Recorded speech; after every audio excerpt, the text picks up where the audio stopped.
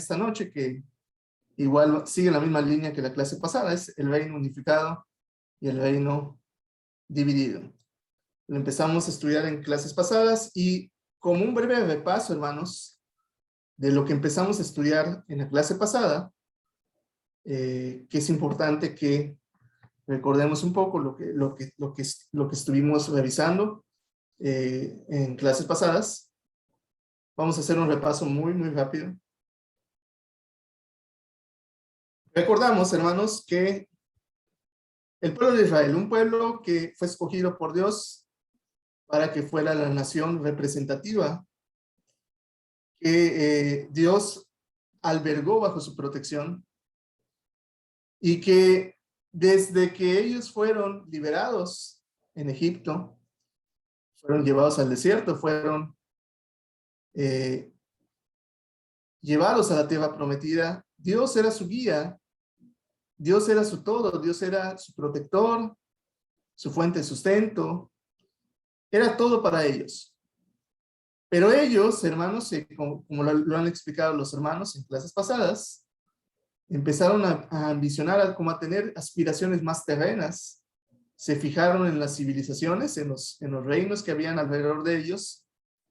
Y pues ellos, no conformes con todo lo que Dios les daba, también ellos pidieron un rey. Ellos veían a su alrededor cómo aquellos pueblos florecían, cómo aquellas civilizaciones se levantaban. Había un líder que los guiaba.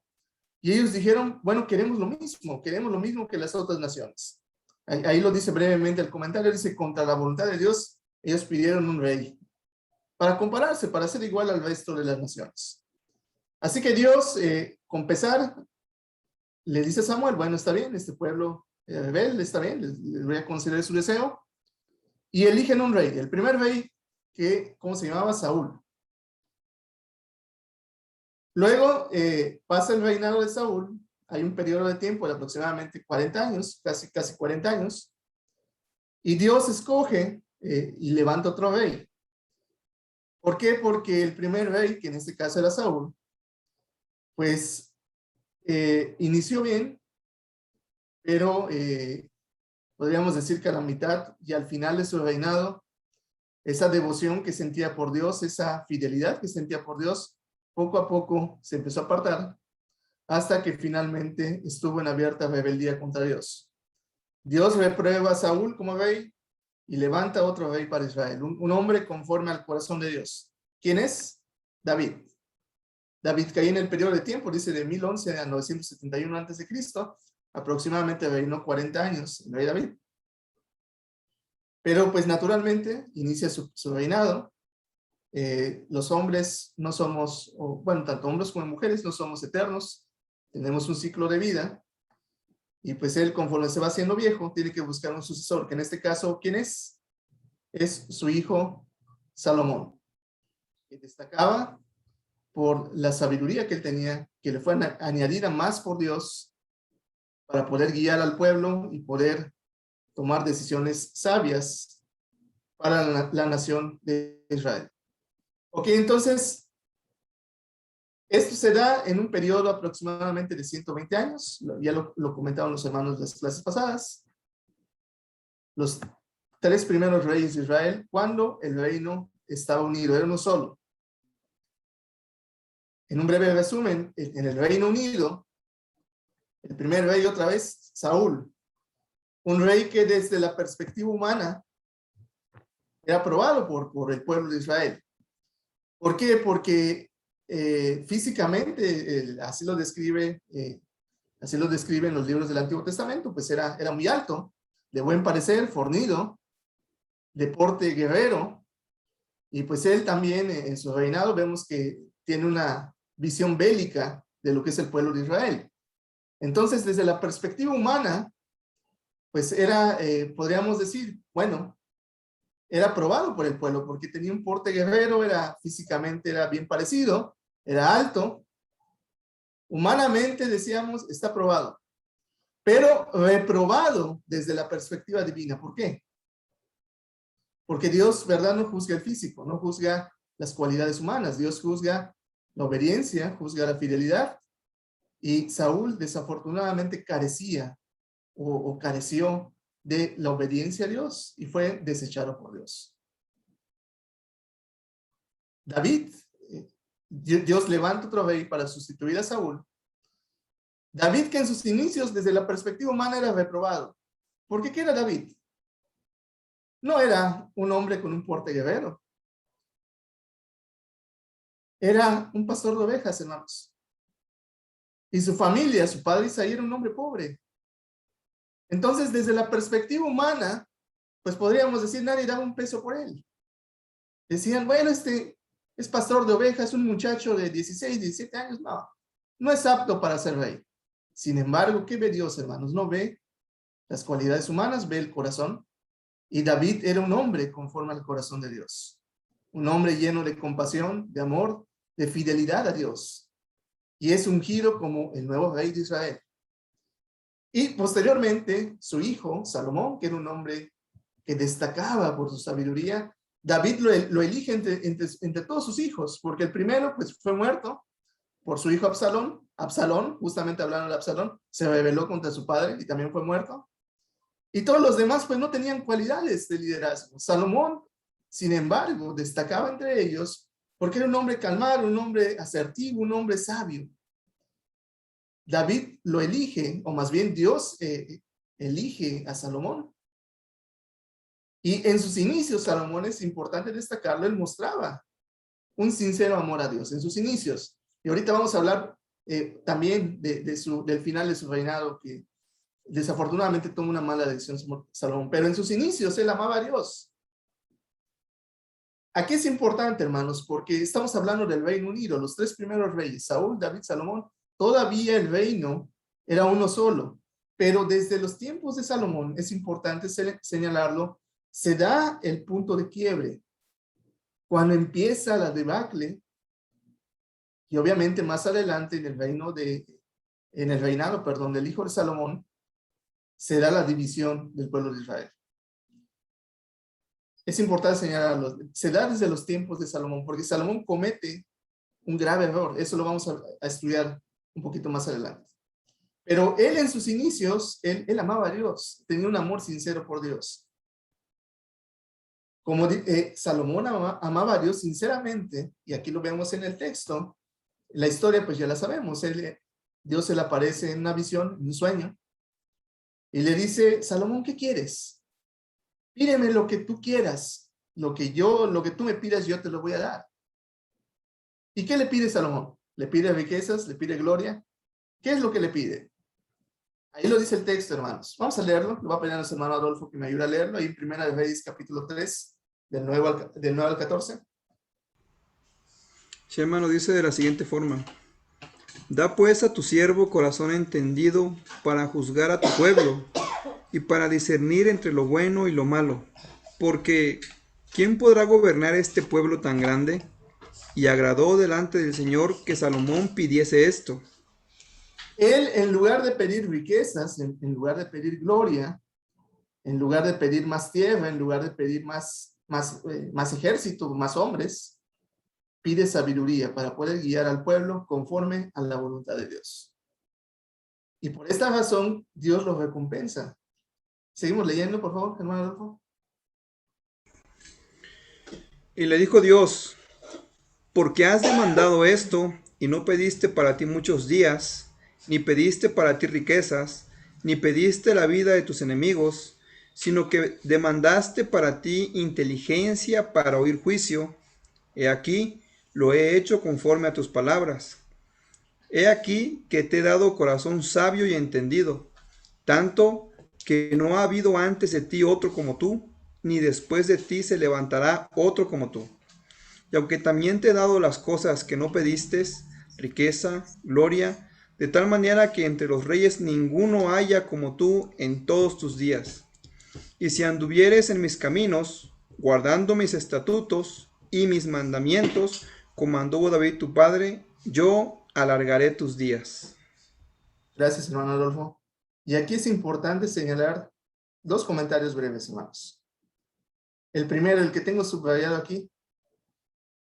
De tal manera, dice, que entre los reyes ninguno haya como tú en todos tus días. Salomón, hermanos, o el reinado de Salomón, fue el punto álgido, fue la cumbre, fue la edad de oro para el reino de Israel, hermanos. Él fue la cúspide, si así le podemos decir, del imperio que se forjó, que se empezó a forjar desde el reinado de David.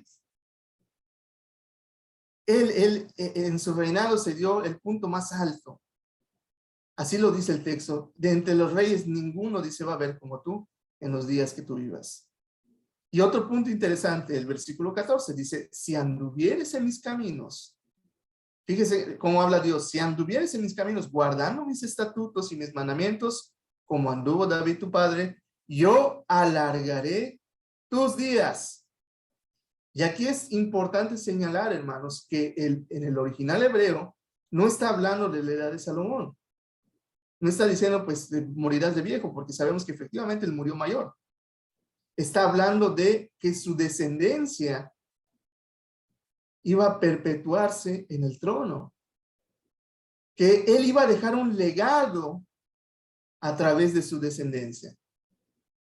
Siempre y cuando, dice, anduvieres en mis caminos, guardando mis estatutos y mis mandamientos. ¿Qué está diciendo el texto cuando dice yo alargaré tus días? Tu descendencia se va a perpetuar en el trono de el reino de Israel. Siempre y cuando tú cumplas las condiciones de obedecer mis mandamientos, guardar mis estatutos. Entonces, habiendo comentado esto, hermanos, ¿cuáles fueron las tareas de Salomón? Decimos que Salomón fue, o el reinado de Salomón, fue el punto álgido, la cumbre máxima del reino de Israel. Entre las tareas que él tuvo, o el compromiso que él tuvo, fue llevar al reino de Israel hacia una época de prosperidad. Prácticamente, digamos, se dio el inicio del reino en el reinado de Saúl, se consolidó en el reinado de David, pero Salomón lleva al reino de Israel a otro nivel, tanto cultural como civilización, militar, en cuanto a conocimiento, lleva a otro nivel el reino de Israel. Su compromiso fue guiarlos hacia una época de prosperidad. Con él, con Salomón, lo que hemos comentado, Israel como nación llegó a su época de oro, fue la cumbre, su reinado, digamos la punta del iceberg, lo más alto a lo que pudo llegar como civilización el pueblo de Israel.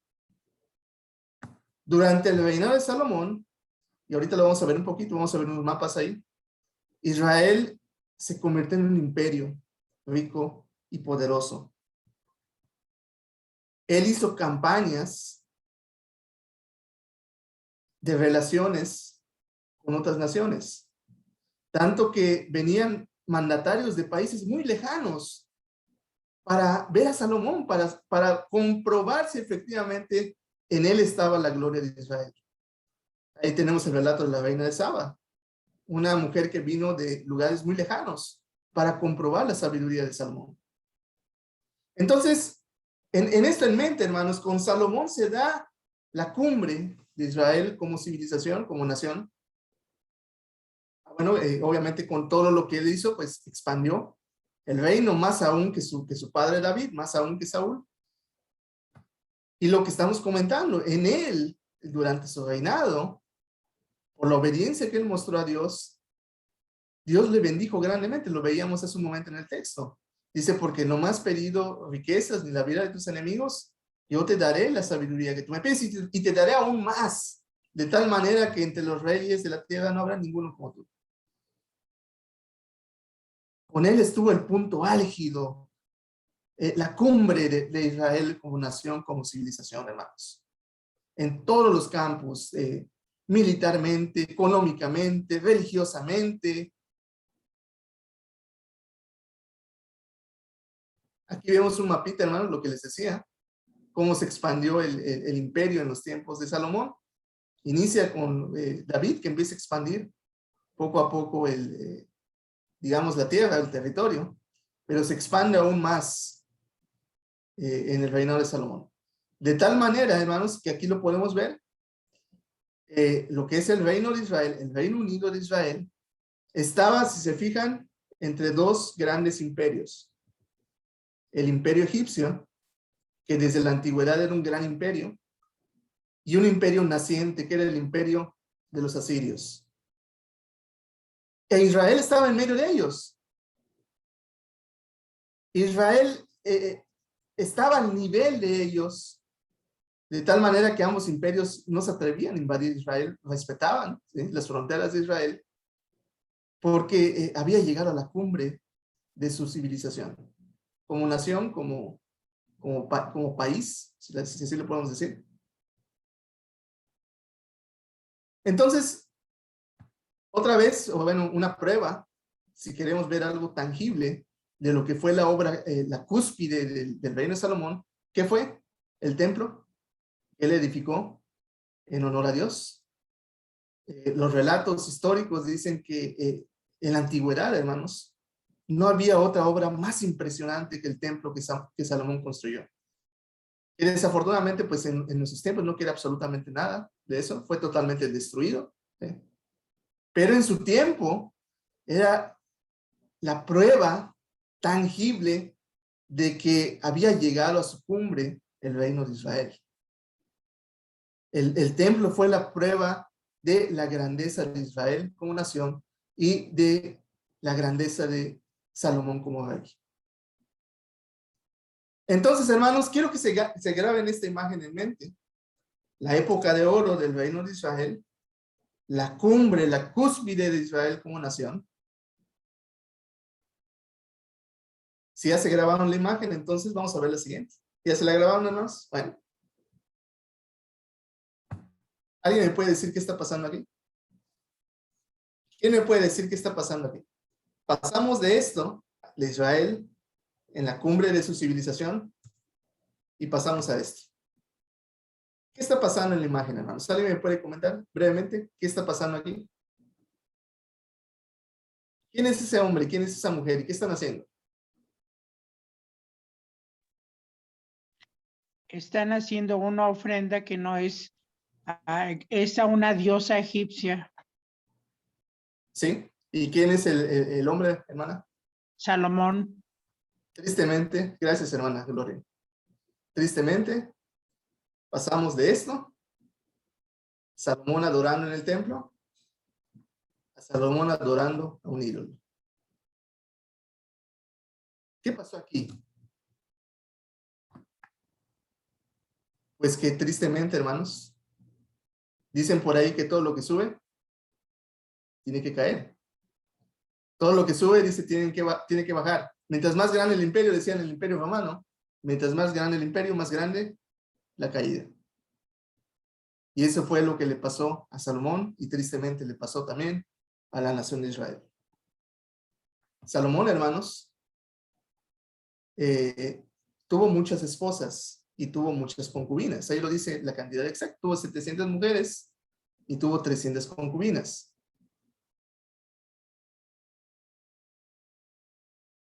El hecho de que él tuviera muchas esposas extranjeras hizo que poco a poco, hermanos, él fuera apartando sus caminos, su mente y su corazón de Dios.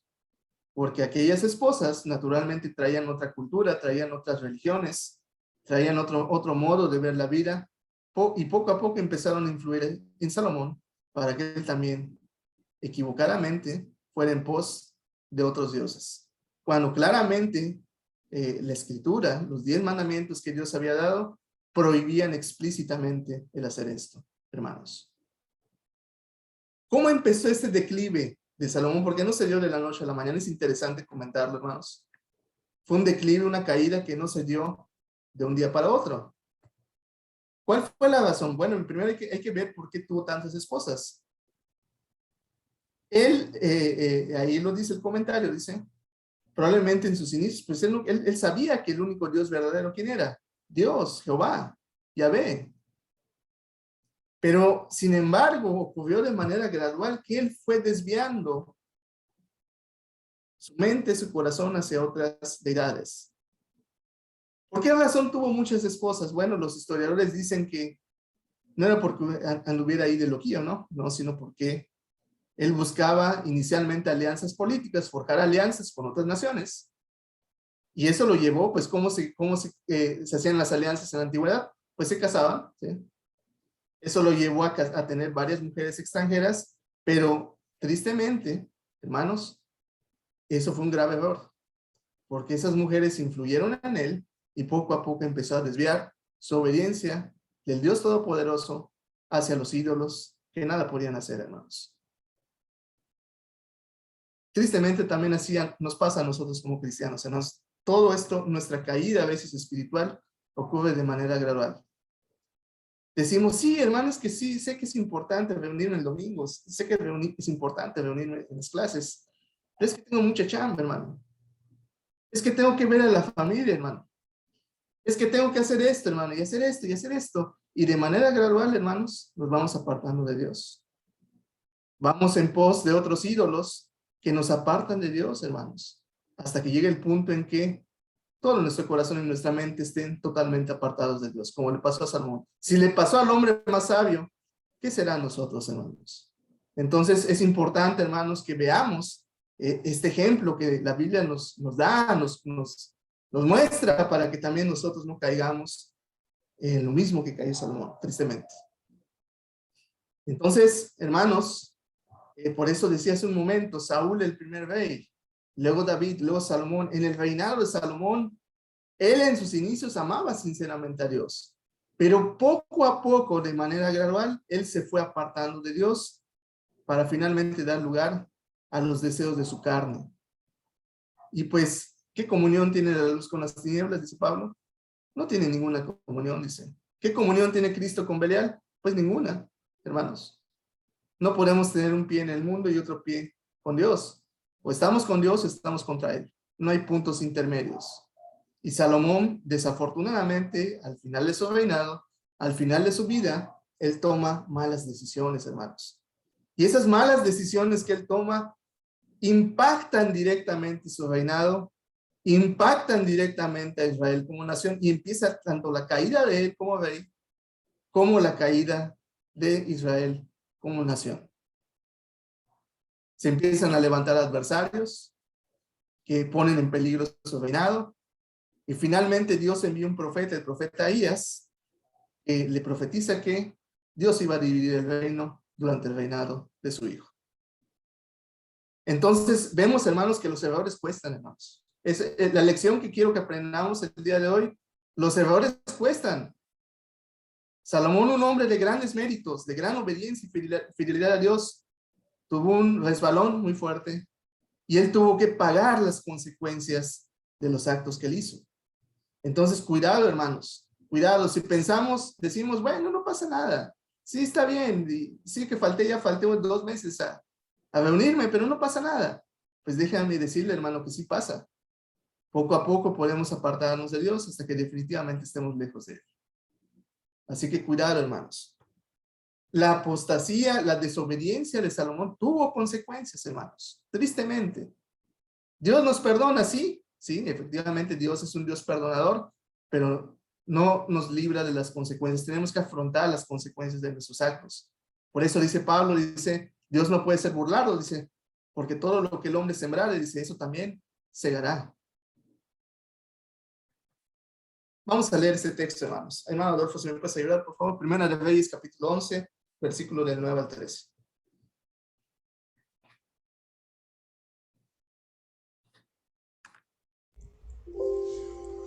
Sí, hermano, dice, el Señor se enojó mucho contra Salomón porque su corazón se apartó de él. Y a pesar de que el Señor se le había aparecido 2 veces y le había insistido que no adorara ni sirviera a dioses ajenos, pero Salomón no le hizo caso al Señor. Entonces el Señor le dijo a Salomón, como te has portado tan mal y no has cumplido con tu pacto conmigo, ni has obedecido los estatutos que te di, voy a dividir tu reino para entregárselo a uno de tus servidores. Pero por amor a tu padre David, no lo haré mientras vivas. Esto lo haré cuando tu hijo llegue a ser rey. pero no desharé totalmente el reino, sino que por amor a tu padre David y a la ciudad de Jerusalén que yo elegí, a tu hijo le daré una tribu. La desobediencia, hermanos, la abierta rebeldía contra Dios, tristemente tiene consecuencias, hermanos. Y Salomón tuvo que hacer frente, tuvo que saber que su desobediencia iba a traer consecuencias tanto para él como para su reinado y para Israel como nación. Porque, ¿qué veía Israel? Israel decía, bueno, pues mi rey lo hace, y yo, ¿por qué no lo he de hacer también? El rey era visible, el ejemplo visible. Y si el rey era apóstata, era rebelde, adoraba ídolos, pues también los súbditos también hacían lo mismo. Entonces, cuidado, hermanos. La abierta rebeldía y desobediencia a Dios tiene consecuencias. Lo estamos viendo, hermanos. A partir de aquí empieza la debacle. Veíamos hace un momento el punto álgido en el reinado de Salomón, pero aquí empieza ya la debacle de Israel como nación y del reinado de Salomón. Entonces, brevemente de lo que ya repasamos y lo que vamos a estar viendo en estas clases, hermanos, una breve cronología de los reyes de Israel. El Reino Unido, los tres primeros reyes, el primer rey, Saúl, el gran rey y la edad de plata de Israel con David, y la cúspide, la edad de oro con Salomón. Y posteriormente, en la próxima clase, vamos a introducir dos nuevos personajes, que son Jeroboam y Roboam. Cuando el reino ya se divide en el reino del norte, que es el reino de Israel, y en el reino del sur, que es el reino de Judá. Roboam siendo el hijo de Salomón y Jeroboam siendo el líder que guió al resto de las tribus al reino de Israel. Hasta posteriormente que el reino de Israel es destruido y el reino de Judá es hecho cautivo. Bien, hermanos, una breve cronología, lo vamos a estudiar más adelante, más a fondo en la próxima clase, pero nada más para que tengamos el contexto de lo que vamos a estar viendo. Y bueno, una pregunta interesante, que es interesante hacer, decía nuestro hermano Alan, sí, la historia está muy bonita y nos da ejemplo de lo que no debemos hacer y lo que debemos hacer. Pero ¿por qué ocurrió la división como tal? La pregunta más, digamos, concreta, perdón, la respuesta más concreta sería porque pues, Salomón desobedeció a Dios y él tuvo que pagar las consecuencias. Pero hubieron otros factores, hermanos, que es importante analizarlos, verlos a la luz del contexto histórico y el contexto bíblico también, de por qué ocurrió la división de Israel como nación. En primer lugar, yo les pregunto, hermanos, ¿cuántas tribus conformaban al reino de Israel? ¿Alguien sabe? ¿Cuántas tribus? ¿Alguien me puede decir, hermanos, brevemente?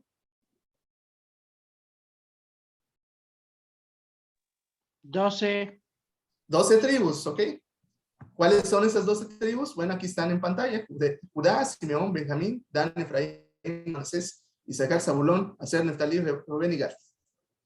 Si se fijan, hermanos, estas 12 tribus de Israel estaban esparcidas en un gran territorio. Muchas de ellas estaban muy alejadas unas de otras. Y esa división territorial, hermanos, si estamos hablando del Oriente Medio, si por ejemplo pongamos el ejemplo de Judá y de Rubén, están separados por el Mar Muerto, ¿sí? Una inmensa cantidad de agua. De Judá a Aser, probablemente estaban separados por desiertos, por montañas. Entonces vemos que es un territorio muy vasto para las 12 tribus de Israel. Estamos hablando en el contexto territorial. En el contexto cultural, hermanos, muchas veces pasa lo mismo. Pongamos, por ejemplo, a México. La gente del norte piensa muy diferente a la gente del centro. Y los del centro piensan muy diferente a la gente del sur. Cada quien es como que muchos Méxicos en un solo México, ¿sí? Lo mismo pasaba en los tiempos bíblicos, hermanos. Cada tribu tenía su propia identidad, tenía sus propios valores, por así decirlo. Estaban unificados por medio de la obediencia a Dios, por medio de las leyes que Moisés había dado en el monte Sinaí. Y obviamente quedaron aún más como nación, si queremos verlo así como nación, quedaron más unidos por el reinado en este caso de los primeros 3 reyes de Israel. Sin embargo, cada tribu tenía sus propias particularidades, tenía sus propios valores, sus propias culturas, y estaban divididos en inmensos territorios, que muchas veces la comunicación se hacía difícil de una a otra. Entonces, en ese contexto de las tribus, hermanos, de las tribus de Israel, que eran 12 tribus diferentes, volvemos a hacer la pregunta, ¿por qué ocurrió la división de Israel como nación? Y aquí tenemos una imagen que algunos de ustedes probablemente identifican rápido, pero les voy a dar una clave acerca de lo que es esta imagen.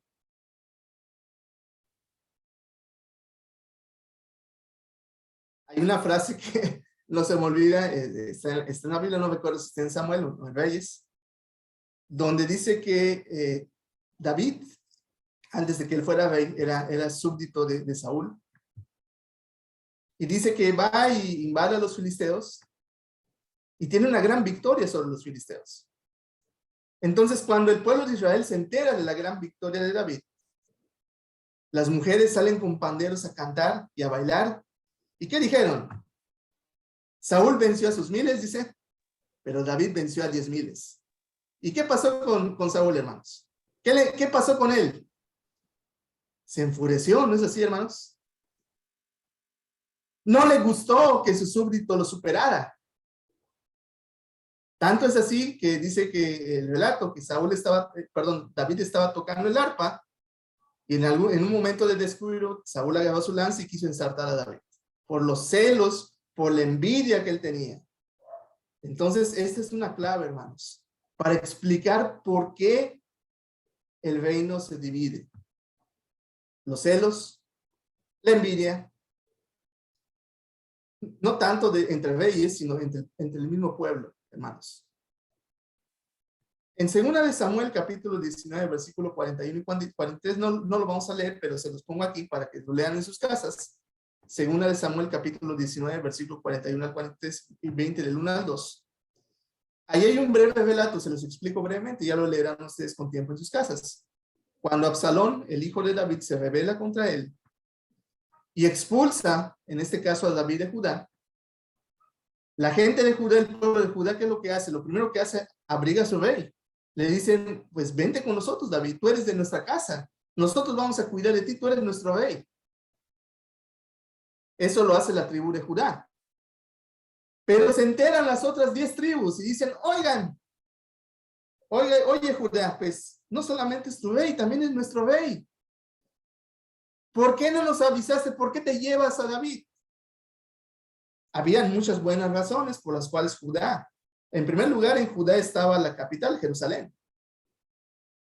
La casa de David era de la casa de Judá. Tenía parientes David en la casa de Judá, eran familia, por así decirlo. Entonces, habían muchas buenas razones para que Judá protegiera a David como rey, pero las otras tribus protestan y dicen, oye, no nos avisaron, tomaron decisiones y nos excluyeron. No, ¿sabes qué? Protestamos, David. ¿Y sabes qué? Pues si Judá, si tu rey es David, pues quédate con él. Nosotros haremos nuestro propio reino. Y se revela, hermanos. Vemos que desde los tiempos de David, hermanos, había esa fricción entre tribus. ¿Por qué? Por los celos, por la envidia que tenían las tribus entre ellas. Tristemente, hermanos, eso no solamente ocurre en aquellos tiempos, tristemente ocurre también en la iglesia, hermanos. En la actualidad, el reino de Dios, ¿quiénes somos? ¿Quién es el pueblo de Dios? ¿Quién es el reino de Dios? Nosotros, ¿no es así, hermanos? Y fíjense lo que dice Pablo. Vamos a leer este texto ahí en Gálatas, capítulo 5, del versículo 25 al 26. Lo que dice el apóstol Pablo, lo que enseña con respecto a esto de los celos, a esto de las envidias. Gálatas, capítulo 5, del versículo 25 al 26.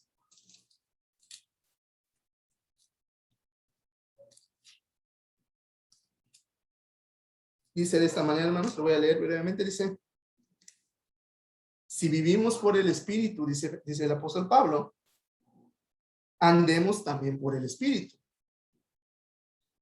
no nos hagamos vanagloriosos, irritándonos unos a otros y envidiándonos unos a otros.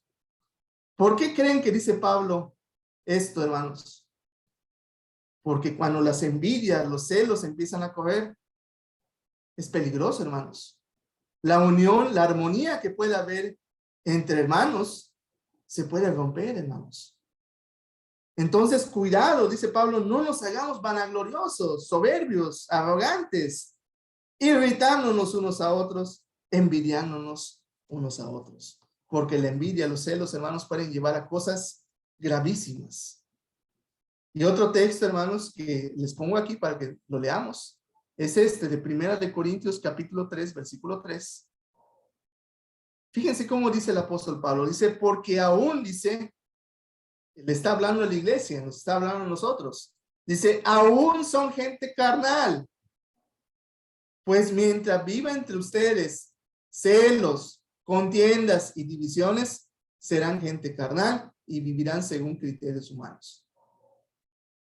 En el contexto en el que lo está diciendo Pablo, ¿qué estaba pasando? Estaban habiendo divisiones, hermanos. Unos decían, pues yo soy de Pablo. Otros decían, no, pues sabes que yo soy de Apolos, porque Apolos es más elocuente. Otros decían, no, pues yo soy de Cefas, soy de Pedro, porque Pedro fue de los apóstoles original. Y empezaba a surgir la división entre los miembros de la iglesia, hermanos. ¿Qué les dice Pablo? Ustedes son carnales. Porque habiendo celos, contiendas, divisiones, ustedes son gente carnal, no son gente espiritual. Entonces, cuidado, hermanos.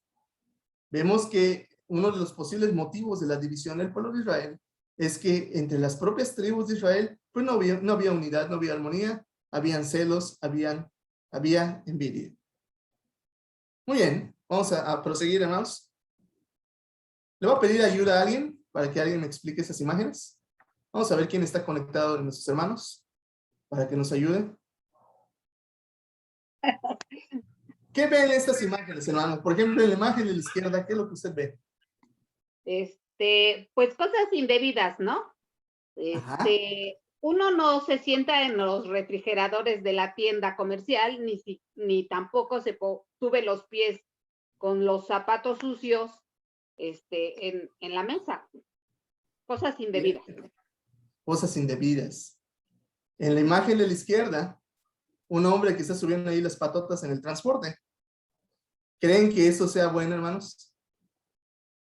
Y en la imagen de la derecha, una señora que probablemente sintió calor. Quiero pensar que sintió calor y para refrescarse se sentó en los quesos del refrigerador. ¿Será que es correcto también eso, hermanos? ¿Qué está pasando aquí? Esta palabra. Disculpe, yo Total. pienso que es falta de respeto hacia los demás. Falta de respeto, ¿cómo se define esa palabra? Desconsideración. Es gente desconsiderada, que no tiene respeto, que no tiene empatía por los demás. ¿Sí, hermana Gloria? Ellos no conocen de Dios, por lo tanto, no saben cómo se deben de comportar, porque en algún Correcto. momento, cuando nosotros anduvimos en el mundo, también éramos igual o hasta peor. Así es. Ellos no conocen a Dios. Sí, usualmente la gente que no conoce de Dios, que no tiene los valores cristianos, se comporta de esta manera. En teoría, nosotros que ya conocemos a Dios, que vivimos una vida cristiana fiel, pues no deberíamos de tener nada de esto.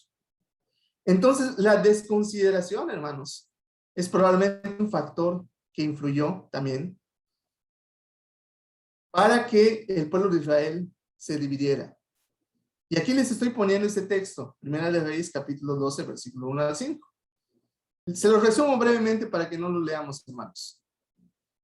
Cuando sube al trono Roboam, el hijo de Salomón, el pueblo de Israel nombra líderes de las 12 tribus para ir a verlo y decirle, rey Roboam, tu padre Salomón, cuando construyó el templo, nos puso una carga muy fuerte. Naturalmente, cuando Salomón construyó el templo, el que pagó fue el pueblo, ¿sí? Les puso impuestos muy fuertes y el pueblo tuvo que cubrir esos impuestos para poder cubrir el pago del templo. Entonces, las 12 tribus van y le dicen, pues mira, Rehoboam, tu padre nos hizo una carga muy fuerte, reduce nosotros esa carga y nosotros te tomaremos como rey y juraremos fidelidad a ti. Les dice Rehoboam, está bien, lo voy a pensar, vengan en 3 días y les doy mi respuesta. Rehoboam va primero con los asesores más ancianos, más experimentados, con más experiencia de vida, y les pregunta, ¿qué debo de hacer? Los asesores más ancianos, con más experiencia de vida, le dicen, pues dale palabras suaves al pueblo, diles que sí, vas a considerar su petición, háblale suavemente, y vas a ver cómo el pueblo se une a ti y te respeta y te jura fidelidad. Y dijo, Rehoboam, está bien. Pero no conforme con este consejo, entonces va con sus asesores más jóvenes y les pregunta, ¿qué debo de hacer? Los jóvenes más impetuosos, con menos experiencia, le dicen, pues ¿sabes qué? Carga más, si tu padre los cargó de impuestos, tú cárgales más la mano y pones más cosas para que te respeten y seas temido. ¿Y qué hace Rehoboam, hermanos? ¿Cuál es, desde su perspectiva, es el consejo más sabio? Pues el de los ancianos, ¿verdad? Porque les dijeron, pues considera lo que te está diciendo el pueblo. Aminora su carga. Pero él escucha el consejo de los jóvenes, regresan ellos a los 3 días y les dice, pues ya les tengo una respuesta. ¿Saben qué? Si mi padre Salomón les cargó, conmigo, miren, con mano de hierro los voy a dominar. Y va a ser peor conmigo. Y háganle como quieran. Yo soy el rey, me tienen que respetar. Yo les pregunto, hermanos, ¿tuvo consideración este hombre para su pueblo? Para la situación que está viviendo su pueblo. Alguien que tiene consideración, que tiene respeto, que tiene empatía por el otro, escucha lo que tiene que decir y si es necesario, cede. Si la petición del otro no es una carga para él, pues cede, no pasa nada. Llegamos a un acuerdo. Pero él no tuvo la menor empatía, no tuvo la menor consideración hacia la carga del pueblo. ¿Y cuál fue el resultado? Que aquellos dijeron, ¿saben qué? Dijeron las 10 tribus, no, nosotros ya no queremos no queremos formar parte del reino de Israel. Se erigió un gran líder llamado Jeroboam y a él nombraron como su líder, como su dirigente. Y desde ahí empieza la debacle del pueblo de Israel. Entonces, cuidado, hermanos. Vamos a leer este texto, hermanos, Colosenses capítulo 3, versículos del 12 al 13.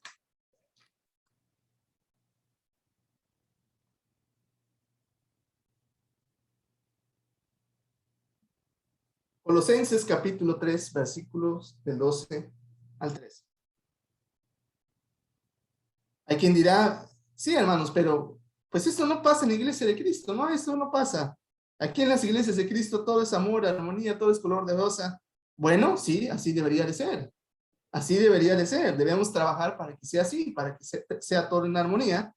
Sin embargo, escuchemos el consejo de nuestro Dios. ¿Qué dice Colosenses capítulo 3, de 2 al 13? Dice, vestidos pues, dice, como escogidos de Dios, santos y amados, de entrañable misericordia, de benignidad, de humildad, de mansedumbre y de paciencia. Y fíjense cómo dice el versículo 13, soportándoos unos a otros y perdonándoos unos a otros. Si alguno tuviere queja contra otro, de la manera que Cristo os perdonó, dice, así también haced vosotros. No debemos ser desconsiderados en la iglesia, hermanos.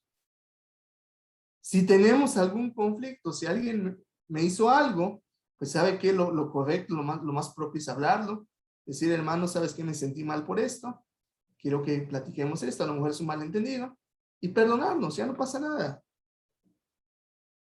Entre hermanos, entre hijos de Dios, debe reinar el Espíritu de Dios.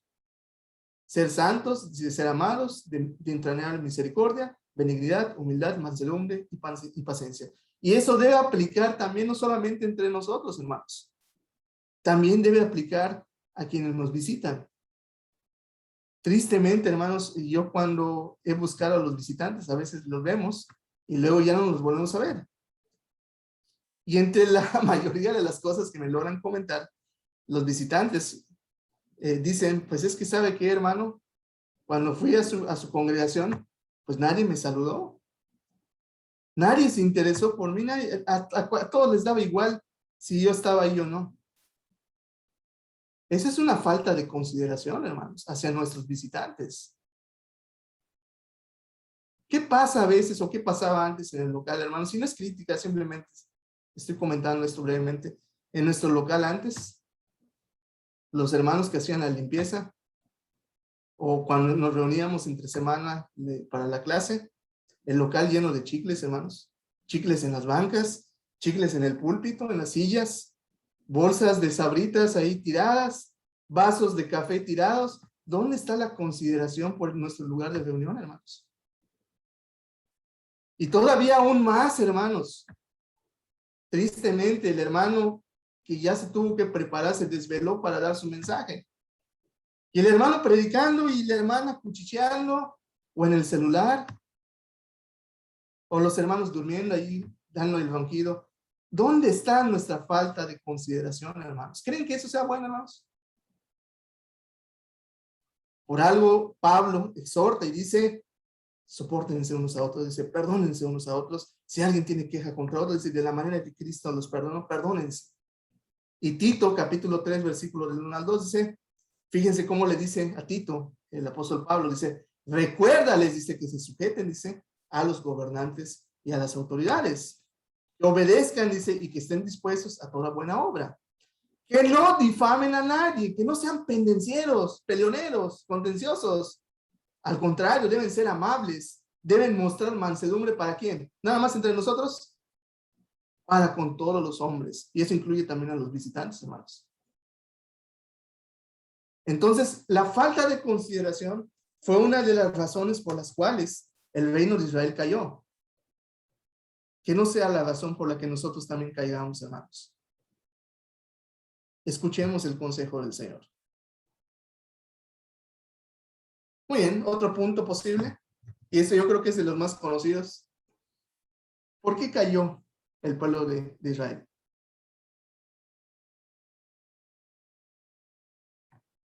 Por la idolatría que ellos tenían, hermanos. Sí, hermana Gloria, ¿iba a comentar algo?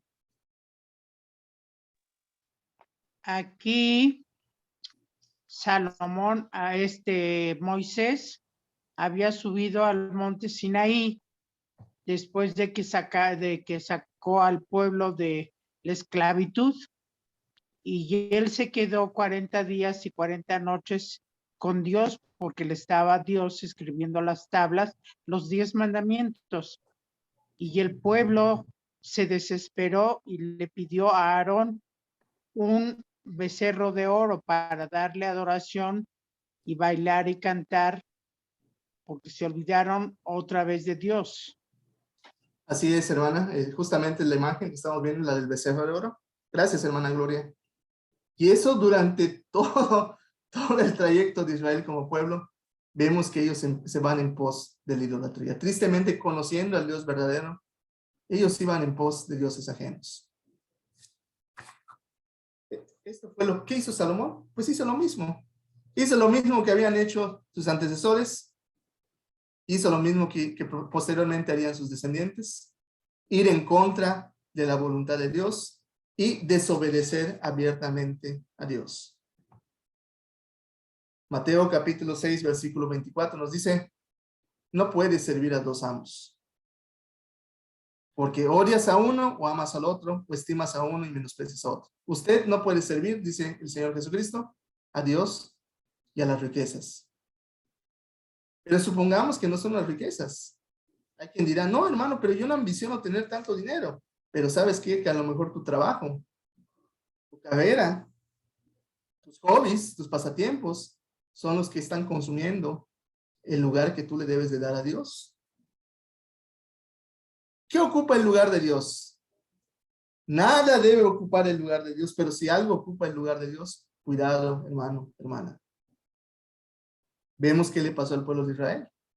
Fue desechado como pueblo, como el pueblo escogido de Dios. Entonces, a Dios hay que darle el lugar que le corresponde. La supremacía en nuestra vida, hermanos. Y si elegimos ir en pos de otras cosas, entonces hemos de afrontar las consecuencias de nuestra desobediencia. Para reflexionar, hermanos. Un último punto, y con esto vamos cerrando, hermanos, el tema del día de hoy. ¿Qué está pasando aquí? ¿Alguien me puede explicar? Vamos a preguntarle a nuestro hermano Javier, si está por ahí.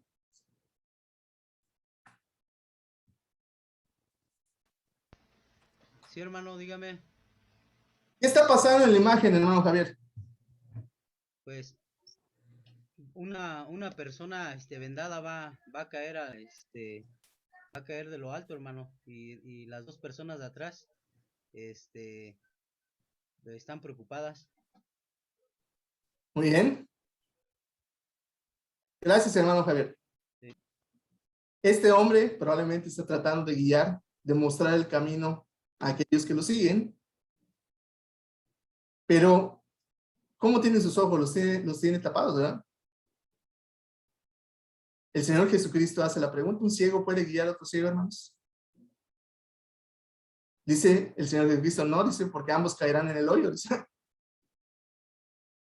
Este hombre está tratando de guiar a estos, pero el camino al que va es un camino peligroso, que puede poner en riesgo a él y a aquellos que le siguen. Con este tema cerramos, hermanos, y quiero que reflexionemos todos los hermanos que servimos en la iglesia, hermanos, y todas las hermanas que sirven en la iglesia. Un buen líder, hermanos, tiene que saber a dónde se dirige. Tiene que tener claridad en su visión y en su meta. Porque si él sabe a dónde se dirige, va a poder guiar a los demás. ¿Qué sucede en el caso del liderazgo en la iglesia, hermanos, hermanas? Los encargados, llámense el grupo de varones, llámense las maestras, llámense las hermanas en su reunión femenil, los encargados, es decir, los líderes, deben tener claro que es Dios quien da la dirección y quien da la guía, nadie más. Dios da la dirección y nos dice, por este camino tenemos que ir. Nosotros, es decir, los que servimos en la iglesia, los que somos encargados, tenemos un rol de liderazgo en la iglesia, solo somos servidores que debemos ayudar a encauzar, a encaminar a los hermanos a la misión y a la meta que Dios ha establecido. ¿Qué misión? ¿Qué meta? La salvación, la vida eterna. Esa es la meta, la misión que Dios ha puesto, y nosotros tenemos que saber guiar a nuestros hermanos y a nosotros mismos hacia esa misión y hacia esa meta. Pero ¿qué sucede? ¿Qué sucede, hermanos? Cuando en lugar de seguir la agenda de Dios, los líderes siguen su propia agenda. ¿Qué sucede cuando en lugar de velar por los intereses de Dios, como decía el Señor Jesucristo, necesario es estar en los negocios de mi Padre, cuando en lugar de velar por los intereses de Dios, velamos por nuestros propios intereses? ¿Sabe qué sucede, hermanos? Hermana, puede suceder lo mismo que le pasó a Salomón. Y lo mismo que le pasó al hijo de Salomón, a Roboam. Aquí un breve comentario que le voy a pedir a nuestro hermano Adolfo que me ayude a leer del diccionario bíblico. Me pareció bastante interesante y por eso lo puse. Sí, hermano, dice lo siguiente. Liderazgo deficiente. Roboam no era el hombre para el puesto. Era como una clavija redonda donde se necesitaba una clavija cuadrada. Tenía lo que no se necesitaba y no tenía lo que se necesitaba. Tenía abundancia de orgullo, obstinación y rudeza, pero era escaso de sentido común, consideración y humildad. Gracias, hermano. Me gustó mucho esta frase que pone el diccionario bíblico. Dice Roboam, dice, tenía lo que no se necesitaba, pero no tenía lo que se necesitaba.